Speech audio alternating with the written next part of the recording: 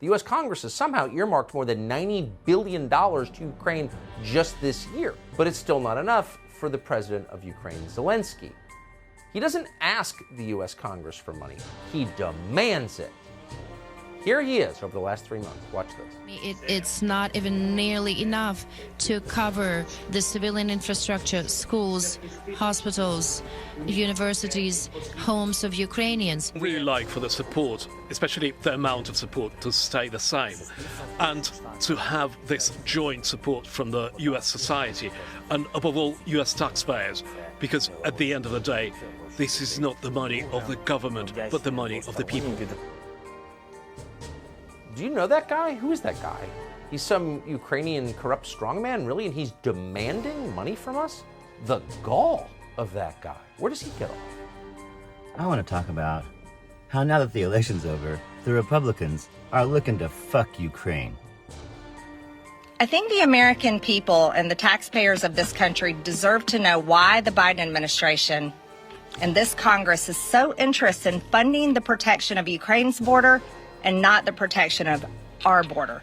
The American support, American voters, taxpayer support for what we're doing in Ukraine is withering. You had to increase the chance of nuclear disaster by sending money to Ukraine and throwing fuel on this fire. I think that's despicable.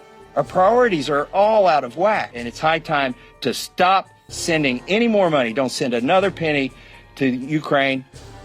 You see, they pretended to care about Ukraine and absolutely supported it all throughout the election. Now that they have the House, they're gonna cut it off at the fucking neck.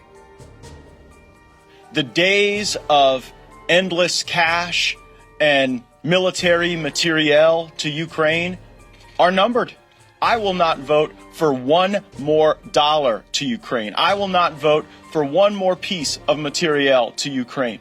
We are far too entangled in this conflict. I believe we have extended this conflict. The American people are not going to support this war. And the incoming Republican majority should not and will not. It's a slap in the face to the American people for Washington to continue to squander billions on protecting the sovereignty of foreign borders while intentionally not defending ours. We're talking about de-escalation of this, utilizing a mediator, whether that be through the EU or China themselves, to actually stop not just America's involvement in this, but stop the continual escalation from our funding of this. We need to start looking at what Chairman Xi is trying to accomplish here, aggressively trying to attack by expanding the Eurasian border, taking Africa, taking Oceania, recreating a maritime Silk Route, cutting off Western Hemisphere supply chain, and attacking the US dollar as the global currency. This is their ultimate goal. And the way for us to defeat that and hold our adversaries accountable, in my opinion, is to invest here at home. Which was really the plan all along. Let's be realistic. And of course, Tucker Carlson has some fucking Russian conspiratist on to tell us all about the latest Kremlin misinformation campaign.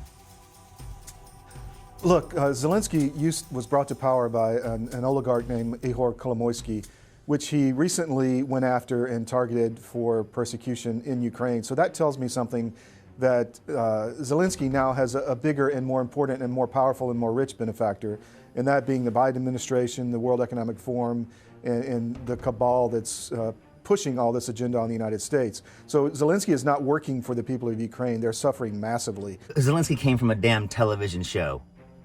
Just like MAGA's, I might remind you. Just like ours. Was he placed in power? You know, we have had a team on the ground since Maidan in 2014, and we're being told now for months, they're saying, where is all this aid that's supposed to be coming here? We're not seeing anything. A large percentage of the Ukrainian population right now has no water or electricity or heat going into the winter. Think about that. And a lot of them in these high-rise, Soviet-built buildings. So it's really a disaster. Zelensky is working for a bigger agenda, not for the Ukrainian people, that's for sure. It was Putin that cut off the damn power supply. He's been sending missiles in there by the hundreds for weeks and weeks and weeks until he's turned the whole damn country black. This guy's full of shit. They don't want peace. They want the money train to continue for the defense contractors in the U.S. And I'm fascinated to see what's going to happen when the House gets taken over by the GOP, and hopefully this money train stops. So we'll see. I hope so. And then you see decent, reasonable, conservative people, nice people like Joni Ernst, backing this. I mean, a lot of Republicans need to wake up and understand they've been had in a very profound way. You know, it's all wrapped up in the Russian disinformation campaign, you know, that it's made on from 2014, and it's all this massive conspiracy. Zelensky's, you know, being ran by the CIA. It's fucking bullshit. And it's all part of the plan to cut off Ukraine's funding. That's what they're about to do. That was always the plan. That's what they're going to do.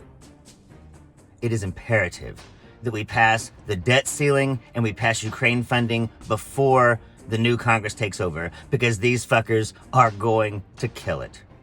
You know, just like they killed the future of their party. I'm Zachariah, Lone Star Liberal. Maybe Putin can bail him out. Y'all take it easy. Beautiful. I mean, footballers don't always get it right. One Romanian team showed support for Ukraine by spelling out "Stop War" on their shirts. Unfortunately, they stood in the wrong order. They